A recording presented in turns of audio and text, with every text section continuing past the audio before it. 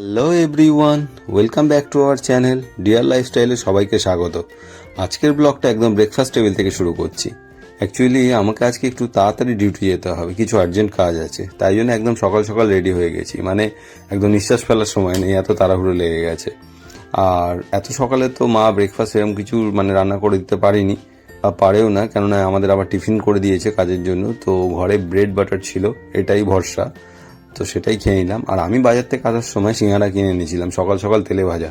মা তো দেখেই মাথায় হাত, বারণ করছিল। তো চলো একটা খাই, একদিনই তো ব্যাপার। এটা খেয়ে ফটাফট এটা শেষ করে বেরিয়ে যাব। আর রিয়া এত সকালে আমার সাথে বেরোবে না, ও একটু পরে বেরোবে। মানে ও যে টাইমে বেরোয় আর কি, নর্মাল টাইমে সেটাই বেরোবে। আমি শুধু রুটিন ভেঙে একটু আগে বেরোচ্ছি, কিন্তু আর্জেন্ট যেতে হবে আর অনেক লেট হয়ে গেছে, ট্রেনটাও ধরতে হবে। আর এই যে ট্রেনটা ধরবো ওটা আবার চলে গেলে 1 ঘন্টা পর আবার গাড়ি। তাই তাড়াতাড়ি ব্রেকফাস্টটা শেষ করে চলো বেরোই, টাটা।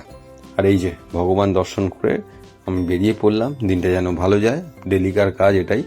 আর মা দাঁড়িয়ে আছে এখানে, আর ওই দেখো বাসন মাজছে রিয়া, বাসন ইন দ্য সেন্স ঠাকুরের বাসন মাজছে চান টান করে। ওর হাতে টাইম আছে, আমি তাড়াতাড়ি পালাই ট্রেন ধরি। ফাইনালি ট্রেনটা পেয়েছি, কিভাবে যে পেলাম আমিই জানি। ট্রেনটা আজকে মোটামুটি ভিড় আছে, কিন্তু যেটা আছে সেটা হচ্ছে মারাত্মক গরম। এইদিকে যথেষ্ট লোক, দাঁড়ানো যাচ্ছে না। কিন্তু এই ট্রেনটা ধরলে একটা সুবিধা, এটা নন স্টপ নৈহাটি চলে যাবে, মাঝখানে আর কোনো স্টেশন দাঁড়াবে না। তাই জন্যই ছুটে মুটেটা ধরলাম। আর এই যে আমি নৈহাটি পৌঁছে গেছি, এই গাড়িটা করেই আমি এলাম, এখন ছেড়ে দিয়েছে, চলে যাচ্ছে। আর আমি যাব শ্যামনগর, সেখানে এটা আবার স্টপেজ নেই, তাই জন্য ছেড়ে দিতে বাধ্য হলাম। যদি দাঁড়াতো তাহলে তো খুব ভালো হতো। আর এই দিক আমার ট্রেন আসছে, আর এদিকে ভিড় দেখেছো, এই যে চলে এসছে। আর শিয়ালদা লাইনে যারা যাতায়াত করো তারা তো জানো এখানকার অবস্থা, মানে এত ভিড়, এত ধাক্কাধাক্কি।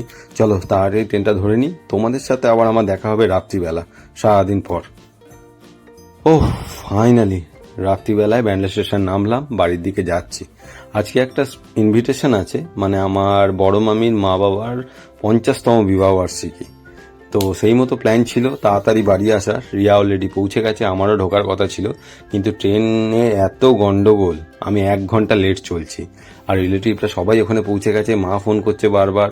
কারণ একটা এই সমস্ত ইভেন্ট হলে সবার সাথে সবার একটা দেখা সাক্ষাৎ কথাবার্তা এগুলো হয়, মানে মাসিদের সাথে মামাদের সাথে। মাও তাই জন্য তাড়াহুড়ো করছিল, আমারও যাওয়ার ইচ্ছা ছিল, সবার সাথে দেখা হবে, কিন্তু এত লেট করে ফেলছি, জানি না কি হবে। এই যে আমার বাড়ির রাস্তা, ভগবান রক্ষা করো, বাড়ি গিয়ে তো দেখবো মায়ের অবস্থা। এই যে আমাদের বড় বাবার মন্দির উঠোনের সামনেই, কিন্তু কোনো সারা শব্দ পাচ্ছি না, বাড়ির গেটটা খোলা। দাঁড়াও ঢুকে দেখি, এদিকে আবার টিভিও চলছে না। মা তো এটা বেস্ট জায়গা, ডেলি এইখানেই দেখি বসে থাকতে, সোফায় বসে টিভি দেখে আমরা আসা অবধি, কিন্তু আজকে এখানেও নেই। ওই যে ঘরে দেখা যাচ্ছে, আমার ঘরেই বসে আছে। কিন্তু কি আর করা যাবে, আমি লেট করে ফেলেছি। গিয়ে দেখি, বুঝিয়ে বলি রিয়া চলে এসছে। আর এই যে ঠাকুর শুয়ে দিয়েছে মা, এই যে ঘরে মহারানী রেডি হচ্ছে। ও তো একদম রেডি হয়েই গেছে, মোটামুটি কমপ্লিট, কিন্তু মার মুখ দেখে বোঝাই যাচ্ছে প্রচন্ড রেগে আছে। চলো তাড়াতাড়ি রেডি হয়নি। এই যে আমরা সবাই রেডি হয়ে গেছি, সুন্দর লাগছে। রিয়াও শাড়িটা পরে সুন্দর লাগছে রিয়াকে। অ্যাকচুয়ালি ও অন্য একটা শাড়ি পরেছিল, কিন্তু এটা চেঞ্জ করে নিল, এটাতে বেটার লাগছে আরো। আর মা ওই যে গিফট নিয়ে বেরোচ্ছে, আর আমাদের তাড়া দিচ্ছে তাড়াতাড়ি বেরোবার জন্য। চলো দেরি না করে বেরিয়ে পড়ি, অনেক রাত হয়ে গেছে। আর আমি সেরম বিশেষ কিছু পড়িনি, এসে জাস্ট চেঞ্জ করে বেরিয়ে পড়েছি। আর ওই যে রিয়া, দুজন মিলে যাচ্ছি, মা যাচ্ছে আগে আগে, ওই দেখো রিয়ার হাতে গিফটটা আছে, আর আমি পেছনে ভিডিও করতে করতে যাচ্ছি। আর সামনে ওই গাড়িটা দাঁড়িয়ে আছে, ওইখানেই হচ্ছে মেন আমাদের, মানে যেখানে নেমন্তন্ন অনুষ্ঠানটা চলছে, সবাই বাড়ি ফিরছে, আর আমরা এই সময় পৌঁছাচ্ছি। আর এই যে আমার দিদি অনেকক্ষণ ধরে দাঁড়িয়ে ছিল, রেগে গেছে, আমাকে কিরম করছে দেখো।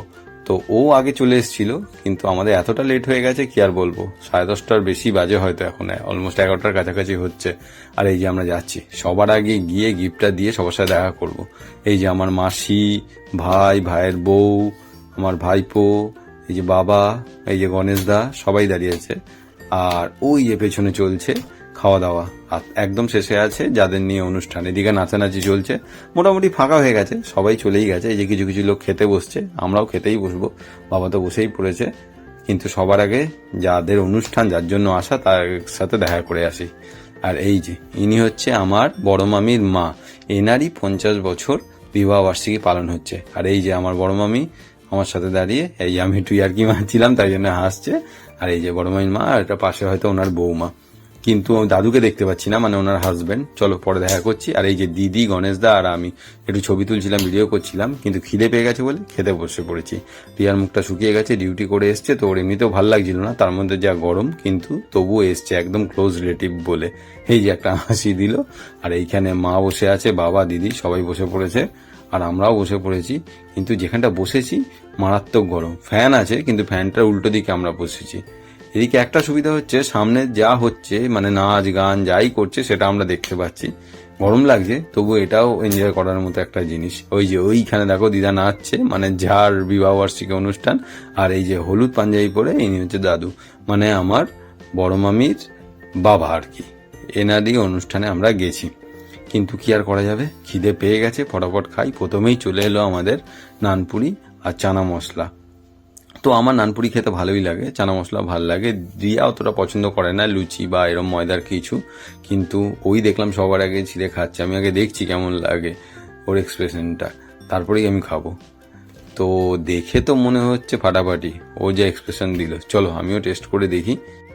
স্মেল যা বেরোচ্ছে সত্যি মনে হচ্ছে খুব ভালো হয়েছে, আর খেয়ে যা বুঝলাম একদম সত্যি কথা ফাটাফাটি হয়েছে। এরপরই খেতে খেতে চলে এলো আমাদের আলু পটলের তরকারি। আমি পটল অতটা পছন্দ করি না, পটলের তরকারি বা এই টাইপের কিছু, আর অনুষ্ঠান বাড়িতে একদমই না। কিন্তু আমি ভিডিও করছিলাম বলে ভট করে দিয়ে দিয়েছি, আর আমি নাও বলতে পারিনি। কিন্তু রিয়া খেয়ে বললো সত্যি ভালো হয়েছে, আর আমিও খেয়ে দেখলাম সত্যি খেতে খুব সুন্দর। পটল খাইনি যদিও, আমি আলু খেয়েছি, কিন্তু তরকারিটা সত্যি ভালো হয়েছিল। আর রিয়া তো খাচ্ছে, ওর পটল ফটল সবই ভাল লাগে চুপচাপ। আর এই দেখে দেখো আমার দিদি, ও খাচ্ছে কম আর কি যে করছে ওই জানে। কখন থেকে ওই একটা লুচি একটু একটু করে খাচ্ছে, মা বাবাও খাচ্ছে, আর বাবা এগুলো পছন্দ করে। আর এই খাবে কম, এর পেছনে অনুষ্ঠান দেখছে, যেটা আমরা সামনাসামনি দেখছি ও ঘুরে ঘুরে দেখছে। আর এরপরেই চলে এলো বিরিয়ানি, যেটা আমাদের মানে আমার আর রিয়া দুজনের কমন পছন্দ। এই জিনিসটা দুজনেরই পছন্দ, এখানে কারোর মানে মতের অমিল নেই। আর বিরিয়ানির সাথে ছিল চিকেন কষা, মানে বিরিয়ানির সাথে চিকেন কষা হলে আমাদের আর কিছু চাই না। আর সেন্ট যা বেরোচ্ছিল মনে হচ্ছিল বিরিয়ানিটা খুব ভালো। আর আমি ওয়েট করছি রিয়া কতক্ষণে খাবে, কিন্তু ওর পাতে এই দুখানা আলু দিয়ে দিয়েছে।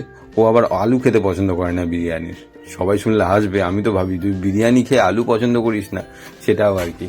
কিন্তু এই যে মাছ, কিন্তু যাই হোক, যার যেটা ভাল লাগে, ও সবার আগে একটু রাইস দিয়ে আর চিকেন কষা দিয়ে খেলো। আর ওর এক্সপ্রেশন দেখেই বোঝা যাচ্ছে বিরিয়ানিটা হয়েছে কিরকম। আর যা সুন্দর সেন্ট বেরোচ্ছিল, তাই জন্য আমিও আর থাকতে পারলাম না, ফটাফট খাওয়া দাওয়া শুরু করে দিলাম। আর মাংসটা এত সুন্দর সেদ্ধ হয়েছিল, আর বিরিয়ানি দিয়ে সুন্দর লাগছিল খেতে। আর রান্না বান্না সত্যি খুব ভালো হয়েছিল। আমাদের চেনা জানা ঠাকুরমশাই, মানে এর আগেও আমাদের বিভিন্ন অনুষ্ঠানে উনিই করেছিলেন, আর সত্যি কথা সবসময় উনি ভালোই করেন। আর মামা এই জন্যই ওনাকেই নিয়ে আসে। এরপরই চলে এলো চাটনি। অ্যাকচুয়ালি বিরিয়ানিটা আমরা খুব পছন্দ করি, কিন্তু ওই একবারই নিয়েছিলাম, একে এত রাত হয়ে গেছিলো, তার মধ্যে গরম লাগছে, ডিউটি করে এসেছি, তাই অল্প জিনিসই খেলাম, কিন্তু খুব ভালো খেলাম।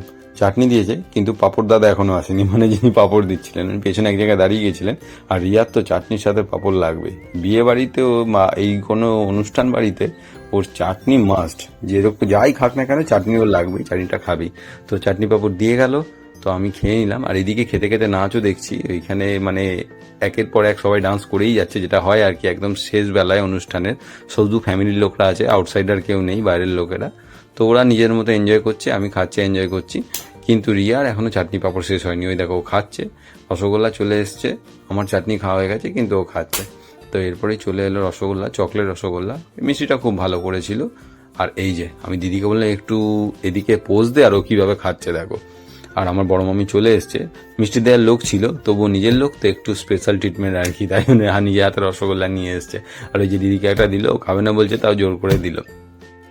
আমাকে আর রিয়াকেও নিতে বলছিল, কিন্তু মিষ্টি আমরা অতটা পছন্দ করি না, তাই জন্য নিইনি। কিন্তু এরপরে চলে এলো আমাদের সবার ফেভারিট, মানে রিয়া আর আমার দুজনেরই আইসক্রিম। আর যা গরম লাগছিল এটার কথাই ভাবছিলাম কতক্ষণে আসবে। তো আমি রিয়াকে বললাম চল উঠে হাত ধুয়ে তারপর খাই, কিন্তু ওর এত গরম লাগছিল, ও বললো আমি আগে পাতে বসেই খেয়ে নেবো। বললাম ঠিক আছে তুই খেয়ে নে, আমারটা তাহলে উঠে হাত ধুয়ে তারপরেই খাবো। কিন্তু ওকে খেতে দেখে আমার একটু ইচ্ছা করছিল, আর ওর আইসক্রিমটা খেয়ে ওর এক্সপ্রেশন দেখেছো, মানে গরমে এটাই প্রয়োজন ছিল। তাই আমি দেরি না করে একটু ওর থেকেই ভাগ বসিয়ে দিলাম। তো খাবারটা খুব এনজয় করলাম। তোমরা আমাদের চ্যানেলটা লাইক করো, শেয়ার করো, সাবস্ক্রাইব করো।